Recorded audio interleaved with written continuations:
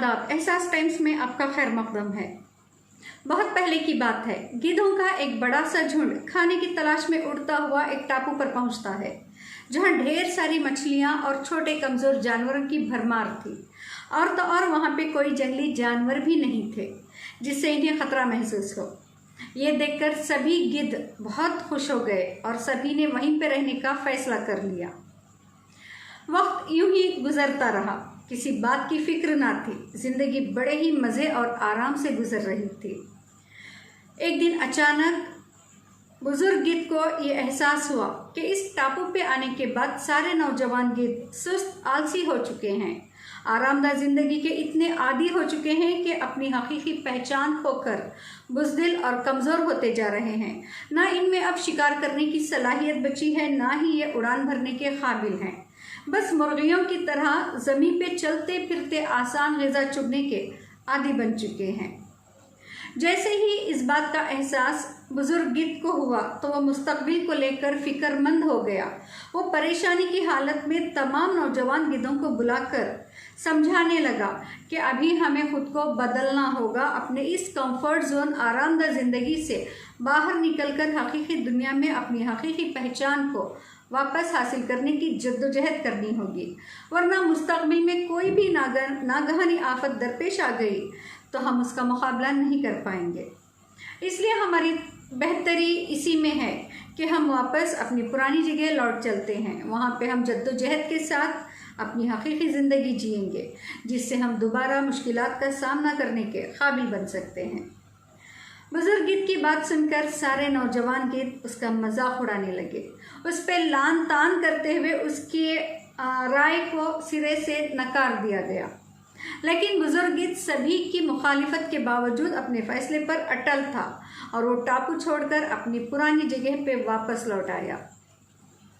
कई दिन गुजरने के बाद एक दिन बुजुर्ग गिद्ध को शिद्दत से अपने साथियों की याद आने लगी, तो वो मुलाकात की नीयत से टापू पर पहुंचा। लेकिन आज वहां का सारा नक्शा ही बदला हुआ था। सारा टापू खून से लहूलुहान हो चुका था। नौजवान गिद्ध जख्मी हालत में खून से तरबतर ज़मीन पे पड़े कर्रा रहे थे और कई जान बहक हो चुके थे। इस मंजर को देख बुजुर्ग गिद्ध हक्का बक्का परेशान होकर जख्मी गिद्धों से वजह दरियाफ्त करने लगा, तो पता चला कि 2 दिन पहले टापू के पास एक जहाज़ आकर रुका। उसमें से कई जंगली कुत्तों को टापू पे छोड़ा गया। पहले तो जंगली कुत्तों ने डर कर गिद्धों पे हमला नहीं किया, लेकिन जब इन्हें एहसास हुआ कि इन गिद्धों में गिद्ध वाली कोई सलाहियत नहीं बची कि वो अपनी दिफा के लिए लड़ सकें या उड़ान भर सकें, तो वो एक के बाद एक तमाम गिद्धों पे हमलावर हो गए और सभी गिद्धों को ज़ेर ज़मीं कर दिया। उस वक्त हमें यह एहसास हुआ कि ख़तरों से घबरा कर बुज़दिली वाली आरामदायक ज़िंदगी का इंतखाब करना हमारी सबसे बड़ी बेवकूफ़ी थी। अफसोस कि आज मुस्लिम कम्युनिटी का हाल हूबहू इस कहानी जैसा है। फ़र्क बस इतना है कि कहानी में मौजूद बूढ़ा गिद्ध दूरअंदेश था, अपने साथियों का खैरख्वाह, हमदर्द, मुखलिस, वफादार था, जिसने वक्त रहते हालात की नज़ाकत को भांप कर दरपेश आने वाले ख़तरात से नौजवान गिद्धों को आगाह कर दिया। लेकिन ये उन नौजवान गिद्धों की बुज़दिली थी जिसकी कीमत उन्होंने अपनी जान देकर चुकाई। और आज यहाँ मुसलमानों का अलमिया ये है कि हमारे दरमियान मौजूद तजुर्बेकार रहबरे मिल्लत, मुफक्किराने मिल्लत, कायदीन मिल्लत खुद नौजवान गिद्धों की तरह बुज़दिल और दुनिया परस्त बन चुके हैं। ये अपने कंफर्ट जोन से बाहर निकलना ही नहीं चाहते, उल्टा अपनी ज़ाती मुफादात के खातिर मुस्लिम नौजवानों को हिकमत, मसलहत, सब्र, बर्दाश्त की थपकियाँ देकर बुज़दिल ज़हनी अपाहिज बनाने की कोशिश कर रहे हैं। जबकि दुश्मन का हर दाव कामयाब जा रहा है। वो हिंदू राष्ट्र के मकसद को पूरा करने के खातिर हर मौके को गनीमत जानकर मुसलसल आगे बढ़ रहा है और हमारी बुज़दिल चापलूस क़यादत हर दिन एक नई जिल्लत भरी ज़िंदगी को कौम का मुक़द्दर बना रही है।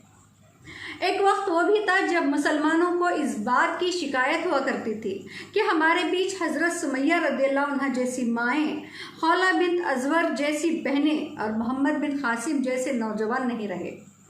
लेकिन आज जब दुश्मनाने इस्लाम की जानिब से तलाक़, हिजाब जैसे शरई मामलात में मुदाखलत की गई, NRC जैसे सफ़ा क़वानीन थोपने की कोशिश की गई। हमारे प्यारे नबी सल्लल्लाहु अलैहि वसल्लम की शान में गुस्ताखियों के मामलात बढ़ने लगे तो जवाबी कार्रवाई में कौम के नौजवानों ने जमहूरी तरीक़े से पुरअमन एहतजाज और मुजाहरे किए। यकीन जाने उस वक्त इनके अंदर खौला बिन अजवर और मोहम्मद बिन कासिम का जज्बा, हिम्मत, जुर्रत साफ देखी गई है। इन तमाम हालात ने जैसे मुस्लिम नौजवानों को ख्वाब गफलत से झिंझोड़ कर जगाया है। अगर कुछ कमी है तो वो बस सही रहनुमाई की कमी है। जिस दिन हमारे नौजवानों को सही रहनुमाई मिल गई, इंशाअल्लाह उस दिन देश का मुस्तकबिल ताबनाक होगा। भले हम तादाद में कम हैं, हमारे पास असबाब वसाइल की कमी है, लेकिन जो ईमानी जज्बा देखा गया है, जो जुर्रत देखी गई है, इंशाअल्लाह अनकरीब हर मजालिम पे भारी पड़ेगा। क्योंकि जहाँ एक सच्चे मुसलमान के लिए अपने दीन की हिफाजत करना फ़र्ज़ है, वहाँ मुल्क के लिए जान देना बाइस फ़ख्र समझा जाता है। यहाँ तक कि अपना सब कुछ लुटा कर भी दीन हक़ के परचम को थामे रखता है। मुश्किल से मुश्किल हालात में भी अपने माथे पर शिकन आने नहीं देता। ऐसे में कौम के तजुर्बेकार रहबर रहनुमाओं की जिम्मेदारी है कि वो आगे आकर नौजवानों की सही रहनुमाई फरमाएं, उनके हौसलों को पस्त ना होने दें, बल्कि मुल्क के आइन की पासदारी और उसका लिहाज रखते हुए अपनी आवाज़ को बुलंद करने के लिए राहें हमवार करें और अपनी मुफाद परस्ती, दुनिया परस्ती को बालाए ताक रखते हुए नौजवानों के जज्बात की कद्र करें। यह कौम व मिल्लत के साथ मुल्क के लिए भी बेहतर साबित होगा। वरना अल्लाह ना करे अनकरीब हमारा हाल इन बुज़दिल गिद्धों सा ना हो जाए।